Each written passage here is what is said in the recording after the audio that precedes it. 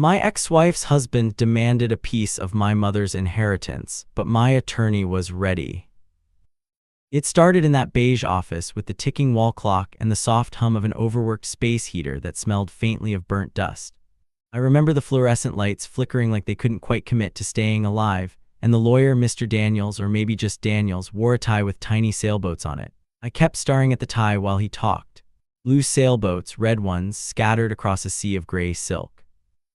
They bobbed as he shifted in his chair, clearing his throat between sentences like he didn't know how to deliver news that wasn't bad. I should have brought someone with me. That thought came late, already useless. But still, it sat with me like a bruise, pulsing gently under the skin. Daniels was explaining the will methodically, like he was reading ingredients off a box of cereal. Property, savings, some mutual fund I didn't know she had, everything to me. As the sole beneficiary, he kept saying, that phrase, sole beneficiary, it made me feel like I had somehow cheated someone, like I'd won something in a game I didn't want to play. She died in her sleep. That's what the nurse said, peacefully. As if peace is something that can undo 3 months of gasping through fluid-clogged lungs and the indignity of needing someone else to wipe you clean.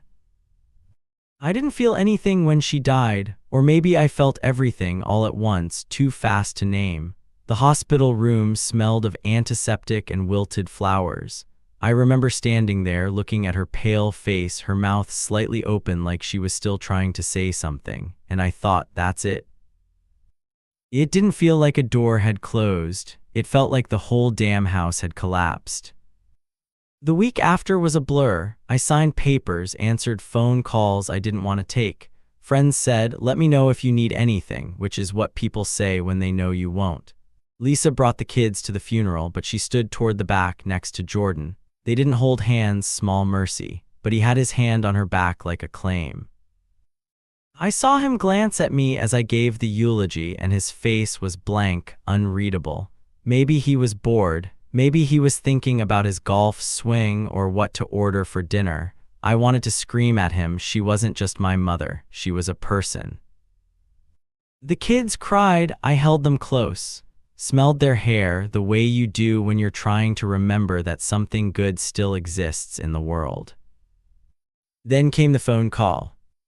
It was late. I was sitting on the floor in the living room with a glass of scotch I hadn't earned, just staring at the fireplace like it might do something other than sit there, cold and ornamental. The phone buzzed. Unknown number. I should have let it go to voicemail. But I answered. Hey, Dan. It took me a second to recognize the voice. I don't think he'd ever called me before, not once in the years since he married Lisa. It's Jordan. I didn't say anything. Look, man, I don't want to make this weird. Too late. But Lisa mentioned your mom left you a sizable inheritance. And you know, considering everything, how much time she spent taking care of your mom, running errands, making sure she had everything she needed, we thought maybe it'd be fair to talk about, maybe sharing a portion of that, especially for the kids' future. His voice was so casual, so reasonable. I pressed my thumb into the rim of the glass until I thought it might crack. You're asking me for part of my mother's inheritance. Well, he said, and there was a smirk in it. I could hear it. Not asking, just opening a conversation. You know how hard Lisa worked. She didn't have to help your mom, but she did, out of kindness. My head went quiet in the way it does when a fuse blows. He kept talking. We're just thinking long-term. College, extracurriculars, you're doing okay, right? This isn't about money, it's about being fair. Fair. I looked around the room. The place was still cluttered with boxes from her apartment, books she never finished, a blanket she used when the chemo made her cold, a framed picture of her and me at the county fair when I was 10, her laughing, hair wild in the wind.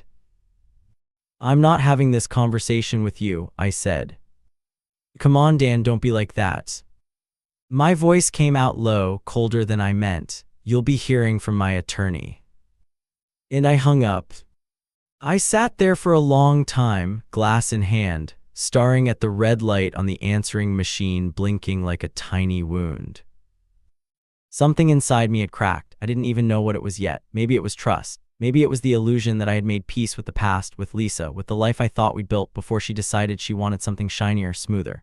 Jordan had been the clean slate, new house, new husband, new narrative, and I'd accepted it, bit my tongue, smiled when the kids came back with stories of Disney trips and boat weekends. I told myself this is good for them. They're happy. But this was different.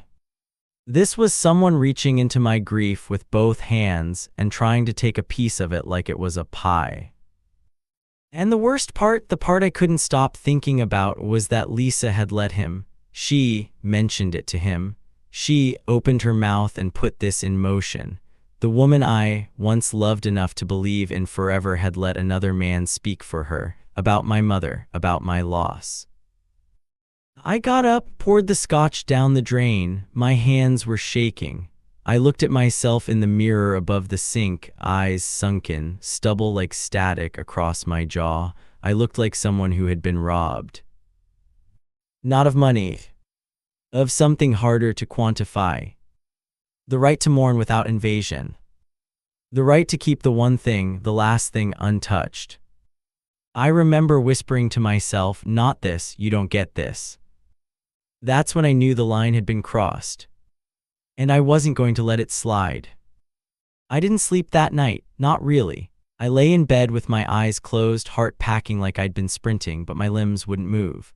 My mother's face kept surfacing behind my eyelids, not the version from the end, but younger, realer.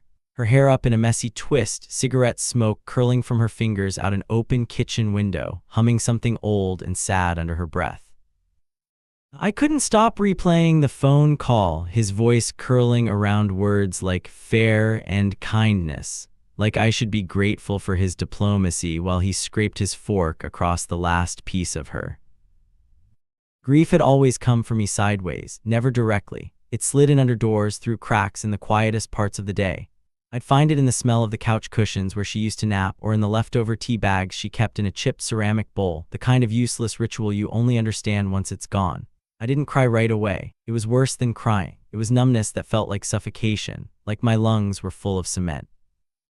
I sat in the dark for hours, legs crossed on the floor, papers strewn all around me, the will, the hospice notes, utility bills from her apartment. I kept her mail unopened in a stack on the corner of the dining table. Couldn't bring myself to sort it yet. It felt like erasing her. The next morning, I called Claire, my attorney. We hadn't spoken since the divorce settlement, but I remembered how she handled things, calm, razor-smart, with that coiled spring energy that made judges sit up straighter. She picked up on the third ring, and when she said my name, her tone changed instantly. "I'm sorry about your mother," she said. "Thanks, I managed. I didn't call for condolences, though." I told her what happened, word for word, no dramatics, just the facts, Jordan's voice, his phrasing, Lisa's silence in the background of it all. Claire didn't interrupt. I could hear her pen scratching notes.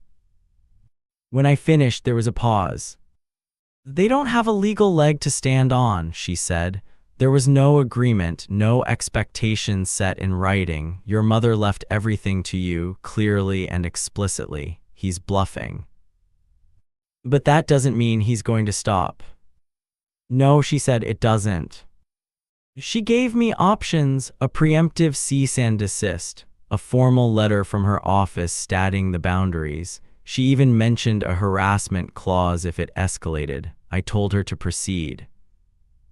After I hung up, the silence in my apartment felt different, not peaceful, brittle, like something that could snap if I breathed wrong. I didn't want to tell anyone, not even my friends. I didn't want the pity or the "Jesus, man, I'm so sorry" responses. They meant well, but I wasn't ready to narrate this version of myself, the grieving son, the bitter ex-husband, the guy fending off vultures before his mother's ashes were even scattered. I drove to my mom's old condo the next day. The hospice bed had already been picked up. The air was stale, that faint old person scent of talcum powder and lavender, and something else beneath it, something hard to describe. Not quite rot, not quite dust, just absence. I opened windows, let the sunlight in, watched it crawl across the carpet, catching on floating particles. I sat in her armchair, the one she used to read in, and flipped through her books. She'd left notes in the margins, whole conversations with herself. Yes, exactly this. Too sentimental, still true. Reminds me of Daniel at 10. I found an old sweater in the closet that still smelled like her, pulled it over my face, and finally broke. Not loud, not cinematic, just quiet sobs like my ribs were cracking in on themselves. Later, I got a text from Lisa, short, terse. I didn't know he was going to call you directly. He meant well. Can we talk soon? I stared at it for 20 minutes. I could feel her in those words, the way she always tried to soften things even when they were jagged. He meant well. That was her catchphrase, her coping mechanism. A phrase designed to close the door before conflict could get too loud. I didn't reply. I couldn't talk to her yet. Because the truth was, her silence, her permission, felt like a betrayal far deeper than Jordan's phone call. He was always a stranger. But Lisa, she knew my mother, sat at our kitchen table, shared holidays, held her hand once during chemo while I was in the other room crying into a dish towel. And now she let him speak for her. The kids came over that weekend. I didn't say anything, didn't let it show. We built a puzzle, ate frozen pizza. I tucked them into the guest bed with their grandmother's quilt and kissed their foreheads like it was any other night. But after they fell asleep, I sat outside on the back step with a beer, staring at the peeling fence and wondering how I'd gotten here. A middle-aged man in a hoodie and slippers, losing his mother, his past, and the last scraps of peace he thought he'd secured after the divorce. It felt like survival mode.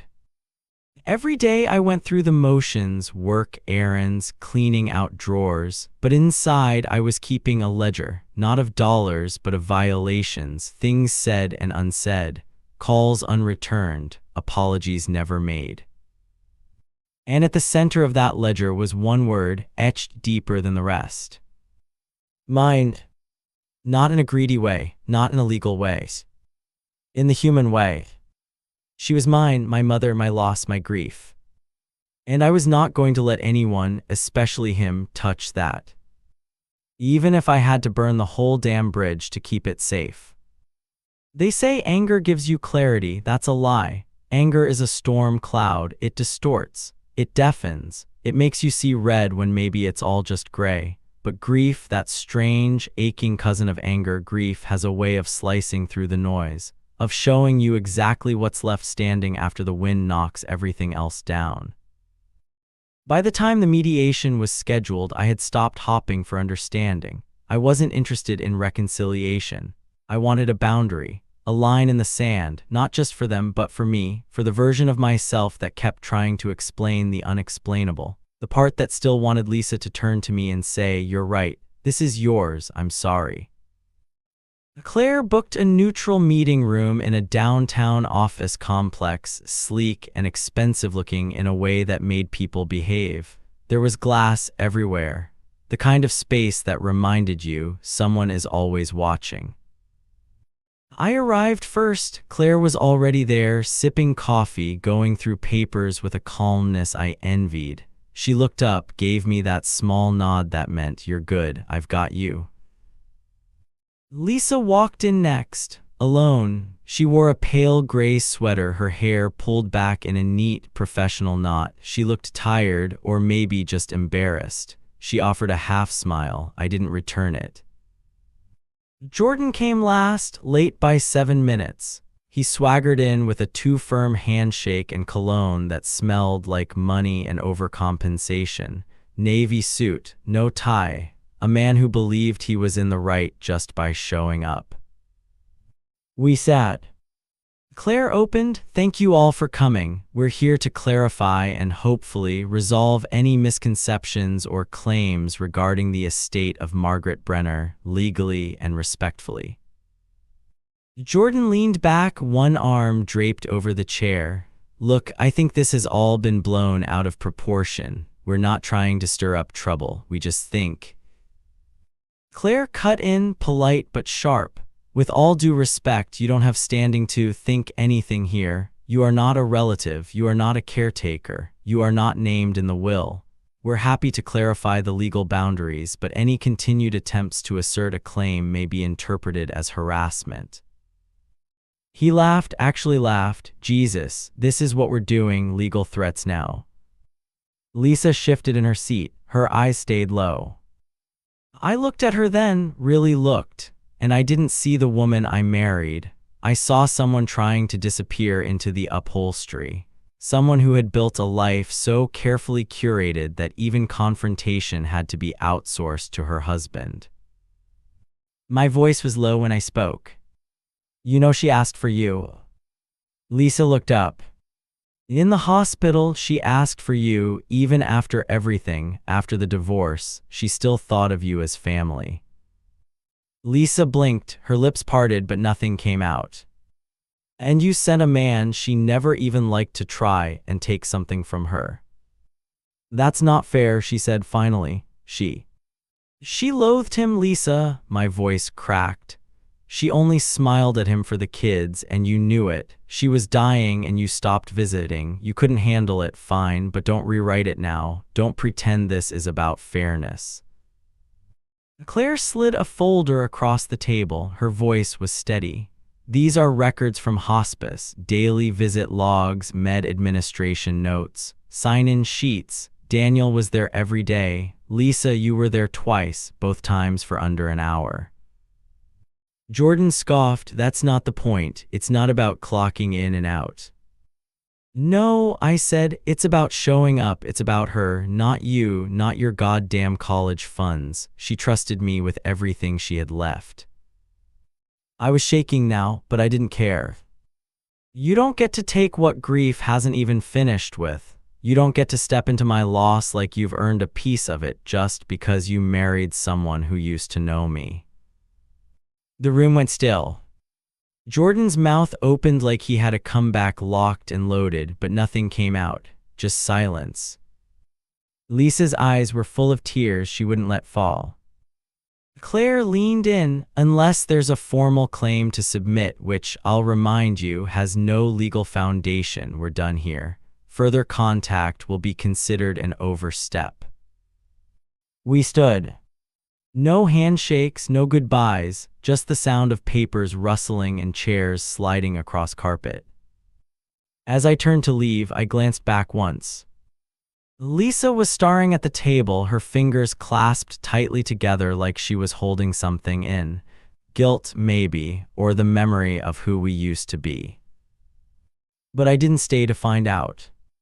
Because for the first time in weeks, I knew exactly where the line was. And I was finally on the right side of it. There's a kind of silence that only comes after everything been said. Not the tense, brittle quiet that clings to you like static after a fight, but the kind that settles in your bones like warm water, heavy still but clean. That's what it felt like the morning after the mediation. I woke up to light filtering in through the blinds in soft, golden slats, and for once there was no weight on my chest, no voice in my head replaying old arguments, just light, just breath. The kids were coming that weekend. I cleaned the house, not obsessively, just enough to make it feel lived and instead of endured. I went through one of my mom's boxes and found a stack of old recipe cards in her handwriting. She'd always made the same 5 meals, but she wrote them out like they were sacred family secrets. Beef stew, cook slow, don't rush it, she wrote on one. I decided to try it. I stood in the kitchen with a wooden spoon, stirring slowly, letting the smells take over the house. Onions, garlic, rosemary, a memory of something safe. I kept waiting to feel broken again. I expected to cry. But all I felt was something small and strange, like forgiveness. Not for them, for me. Grief didn't leave, it never does, but it started to quiet down. It became less of a scream and more of a whisper that only visited when I stopped moving long enough to hear it, and I stopped running from it. I let it come. I started going back to her condo more often, not to sort or purge, just to be there, to sit in her chair, to read one of her books with the margin notes and feel like we were having a conversation. I found a voicemail from her buried deep in my phone, one of those old ones you forget to delete. "Hey baby," she said, "don't forget you're stronger than you think. Call me when you can." I listened to it a dozen times. Sometimes on the drive home from work when the traffic made me feel like I was stuck in place, not just on the road, but in life. Lisa didn't text again, and Jordan never dared to call. Claire emailed me a week later, short, professional, matter resolved, no further contact, let me know if anything changes. I wrote back 2 words, thank you, but what I meant was, you gave me back something I didn't think I'd get to keep. The real surprise came when the kids started asking about her more. My daughter one night, curled up next to me on the couch, said, "Grandma used to hum when she cooked. Do you remember that?" I did, God, I did. I told them stories, not the sanitized kind, real ones, about how she used to talk to the toaster when it didn't work like it had betrayed her, about how she once chased a raccoon out of the garage with a tennis racket, about how she held my hand for the full 30 minutes after I got my wisdom teeth out because I kept panicking every time I closed my eyes.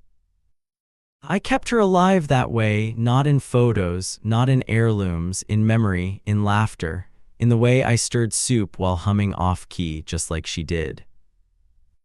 I planted lavender in the backyard. It was her favorite. She used to say it smelled like heaven if heaven were a place where tired women got to rest. I imagined her there sometimes, finally resting, not in pain, not worrying about me, just still.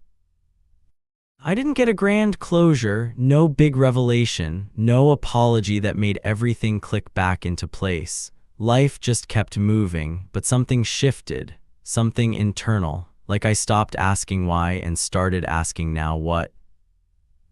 Now I get up earlier, I walk, I sit on the porch with coffee, I read more slowly. I talk to the kids about things I used to keep from them, like how sad I was, like how people can hurt you even when they don't mean to, and it's okay to be angry and still choose peace.